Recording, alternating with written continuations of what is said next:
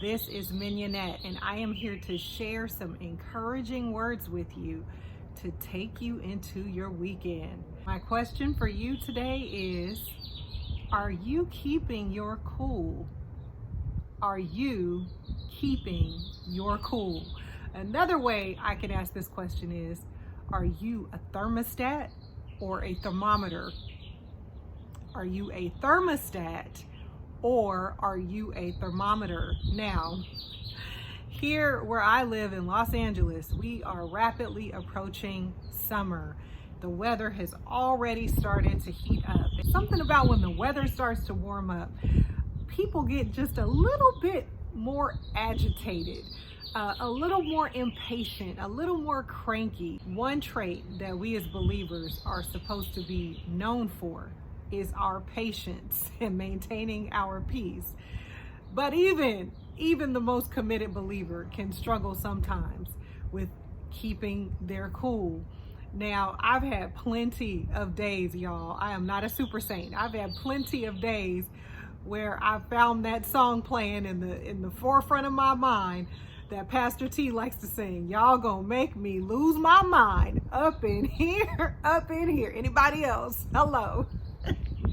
I'm talking about between just the demands of life, family, whatever it is, there are times where you can just be tempted to lose your cool. I thought about that question.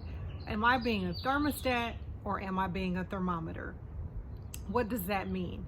Well, a thermostat is what we use to set the temperature. That's what we use to tell either the furnace or the air conditioning unit what temperature we want to be maintained inside of our home, inside of our office. But a thermometer simply tells you how hot it already is, how warm or how cool the weather currently is. And as believers, I believe that we are not just supposed to echo the obvious. We are not just supposed to chime in with what the climate of things currently is. We are supposed to set the climate. We are supposed to set the temperature. It is of the utmost importance that we master keeping our cool. Thank God for the Holy Spirit. This is not a task that we have to go at alone. This is not a task that is completely left up to us. We have the helper, the Holy Spirit, who is living in us and helping us to maintain our cool, to choose the path of peace at all times, to find the way of escape. And sometimes that way of escape looks like cooling off for a moment, walking away from a conversation. It looks like resisting the urge to clap back and respond in a sarcastic way. Now, obviously, we are all going to face that temptation. We are all going to be presented with plenty of opportunities that are going to challenge our patience. I think about the life of Moses and how God gave him some really simple instructions. And Moses was just so on edge. He was so fed up. He was so at his wit's end with the people that he was serving that when God gave him a simple instruction, he lashed out instead. Instead of just simply doing what God told him to do, he allowed himself to cross the line of anger. And because he did, it cost him greatly. The promised land that he had looked forward to for so many years, that prized possession of finally entering into that rest, was stripped away from him in a moment, all because he lost his cool.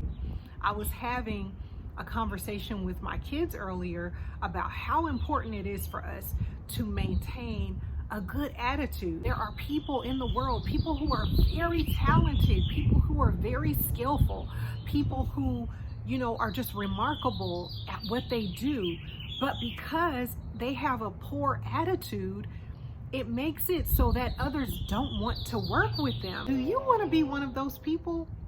Do you want to be a person who's so difficult to work with, so on edge, a person who has rehearsed so many times having a poor attitude that now it's like something that they don't even see? Not mastering our temperament can cost us great opportunities.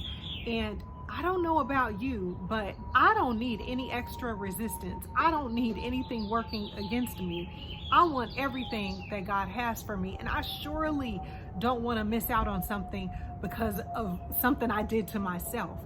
Here's just a couple things that I do on a practical level that help me to maintain my cool. First thing is I just pray in the spirit. I just pray in the spirit. I don't shout the house down so that all the neighbors can hear. No, just wherever I am and whatever I'm doing, I begin to just quietly pray in the spirit.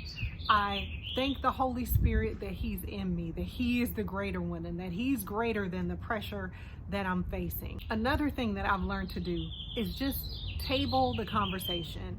There are some conversations that we need to walk away from until we have calmed down, because in the heat of emotions, in the heat of frustration, we can say things that are really hard to come back from, and we don't want to say things that are hurtful and that are going to cause damage to a relationship. And so there are some things that just don't need to be said in that moment. You're looking at one of my retreat places right here. It's my garden right here in my backyard. When I feel like things are just getting overwhelming and I just need to step away and take a breather, this is the place where I come to sometimes to do that. And it helps me. It helps me to just reset. You know, in the world of psychology, that is called practicing mindfulness, where you just focus on something simple, something small, something that's unrelated to what you're facing, that allows you to just reset. It allows you to just take your mind off of whatever the issue is and just to calm down. If I'm in a position where I can't walk away, for example, I have 3 kids. I have a 12-year-old, an almost 10-year-old, and a 2-year-old. And so if I'm in a common area of the house and I'm watching the kids and obviously I can't step away, then the older kids, what I'll do is I will send them away. I will send them to a separate room where they can just take a break, where they can just reflect, so that I can calm down and address the issue without overreacting. That helps me to calm down. So, ask the Holy Spirit, what does that look like for you, so that you can get to a place and stay in a place where you are keeping your cool.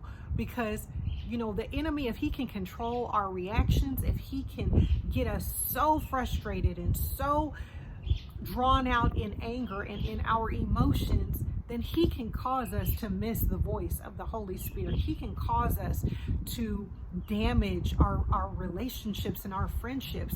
And I believe there are some relationships and friendships that went to the grave that did not have to, because words were said that caused so much damage that it was too hard for them to come back from. And so we don't want to do that. We don't want to allow that to happen in our lives. We don't want any doors to close that are supposed to stay open because of something that we did or something that we said, because we lost our cool. I hope this encourages you today as you continue to walk by faith and not by sight.